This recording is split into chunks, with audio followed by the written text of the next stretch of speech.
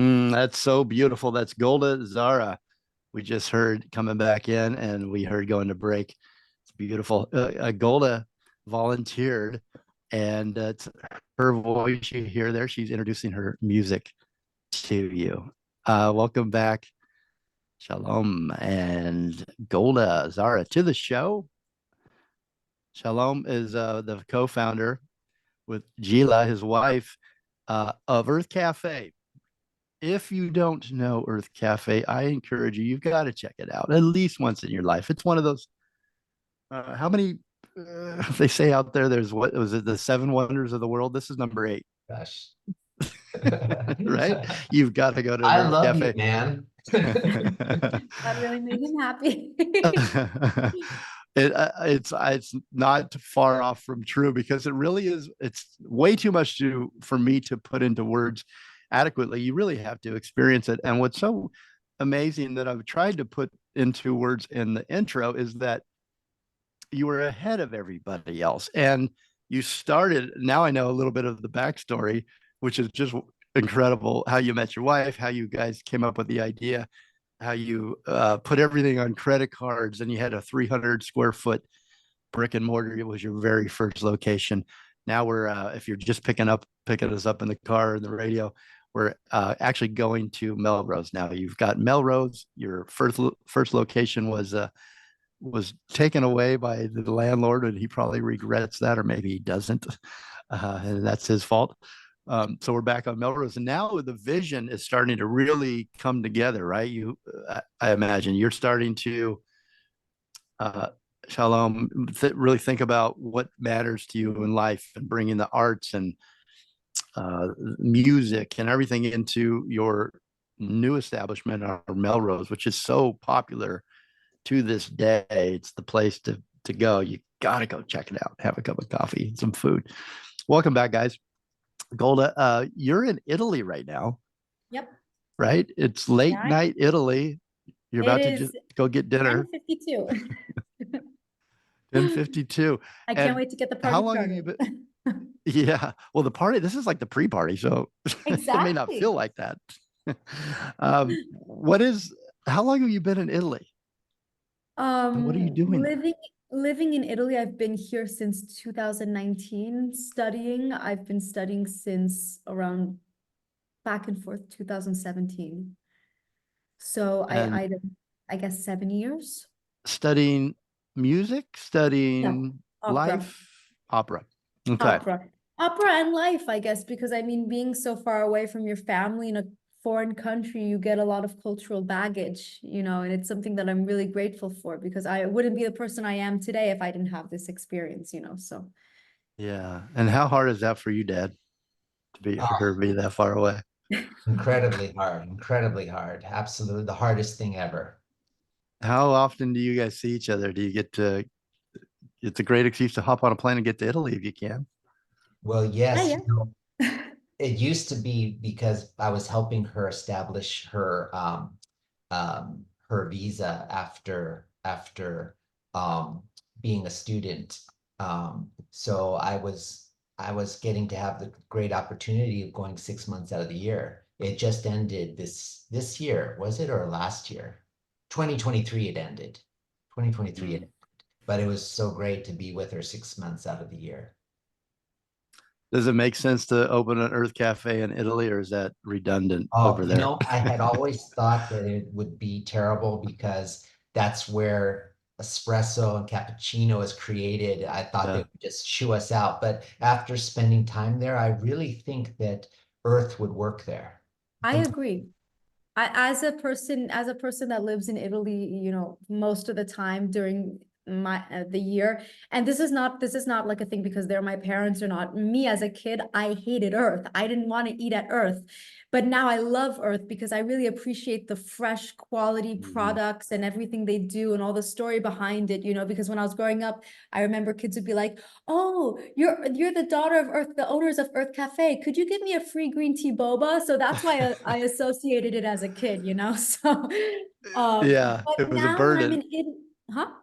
I was gonna say it was a burden because it was Either so popular or it just gave you attention that as a kid you wanted Everyone to wanted to establish mooch yourself. me for the green tea bobas, man. I was like, Yeah. no, I'm not your free green tea boba dispensing machine. It's like, So I you don't know. have trauma as a young kid of like you never know if your friends are real. Exactly. And I didn't even know. I was like, what is the deal with this green tea boba, man? I've never even tried it myself. So I was like, what the heck? Anyway. But That's in funny. I mean, at least I live in Verona and I go almost actually the past couple of weeks I've been going twice a week to Milan for singing classes. So I go back and forth from Verona to Milan often.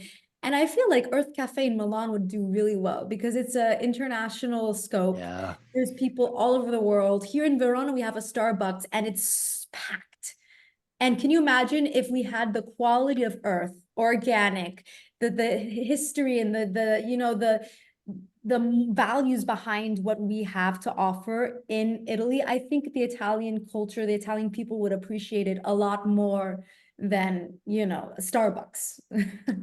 Yeah, and I totally agree with you. I could see that the Milan would be a perfect spot for that because you've got all the fashion and Yep. acting, the Hollywood that goes through there. You'd have George hanging out there on his way up to his place on the lake, and Yeah, definitely. And I mean, my parents used to say that Melrose was like, I remember you said that you used to see on Entourage, the Melrose location. And my parents would tell me that Melrose is always frequented by so many different like high-end models and like yeah. Tyra Banks and all these type of people. So Milan with the fashion week, like you said, rightfully, they would I can see a bunch of models with their like, green juices in their hands walking out. Well, especially that Melrose location. I'm not joking at all. Like if you come to LA and you want to see celebrities and kind of hang out a little bit, go sit there for 2 or 3 hours and you'll see half a dozen, if not more, come through, especially in the morning there.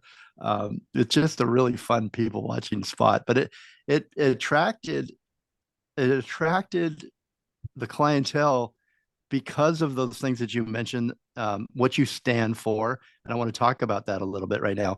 What the vision uh, turned into, and was the vision that was realized by you and your wife, Shalom. It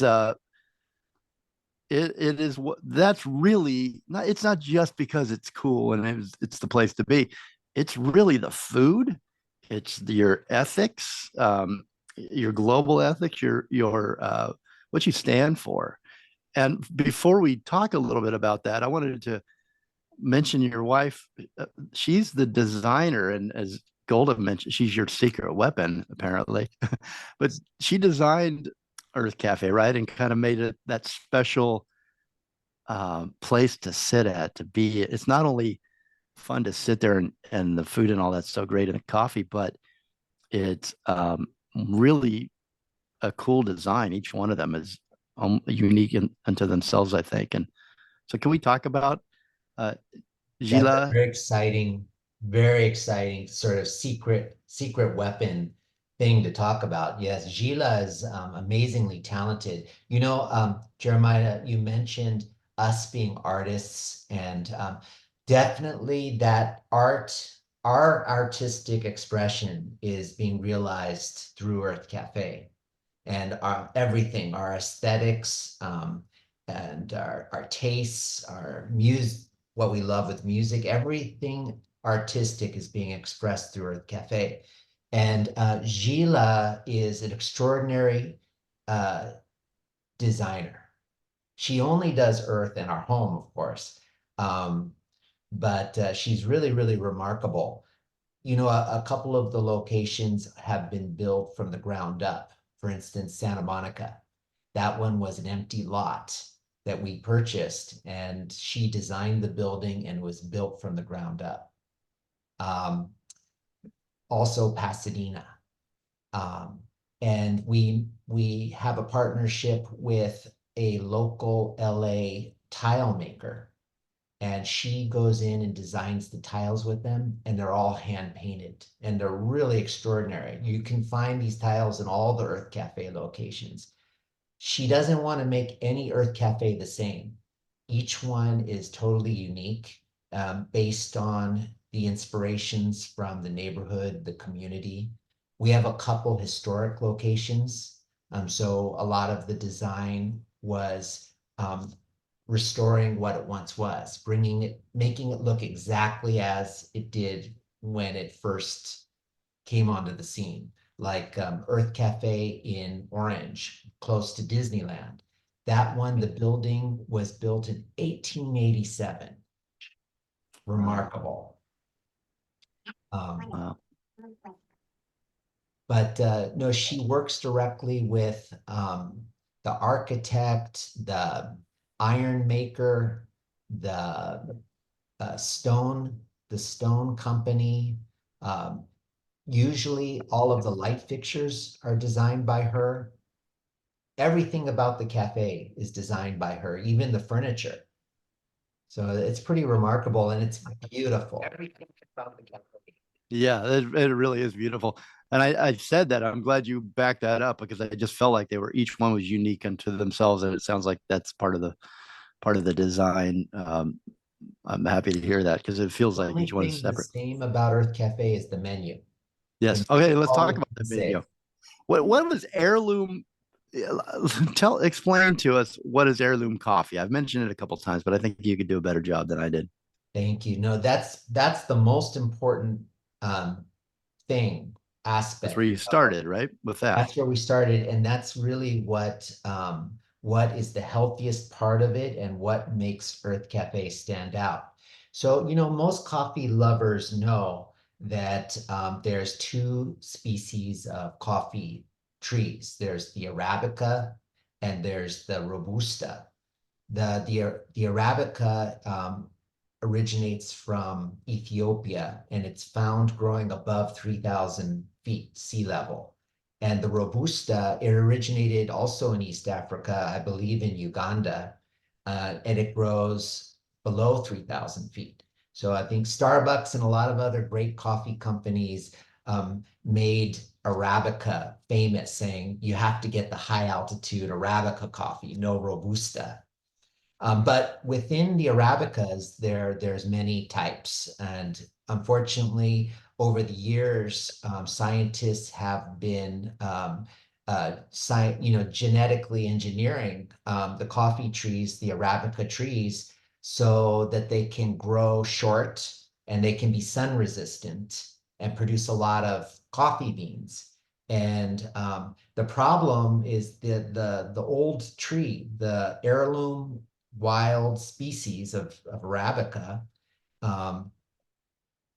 it needs heavy canopy. It needs heavy forest to grow. It needs a lot of natural shade. And it doesn't produce a lot of coffee. But the coffee that it produces is the finest quality and the lowest in acid. So it's easier to digest and it's healthier for all. And we learned this from Jorge because he imported this heirloom species. The specific one that he imported is called Bourbon, is the name, but it was identified wild in Ethiopia and brought to Peru. And now all of our coffee sources are only providing us with coffee produced from these heirloom variety trees. So is that a good description? I hope that's a good description. Great description. I was just thinking, I was listening to the audio. I think we got a little lag on Zoom there, but it's a great description. Why don't we take a real quick break? I think we got a little lag on Zoom there. I actually think that there might be a speaker on one of the computers. That's what it is. I will take a quick break and we'll come right back.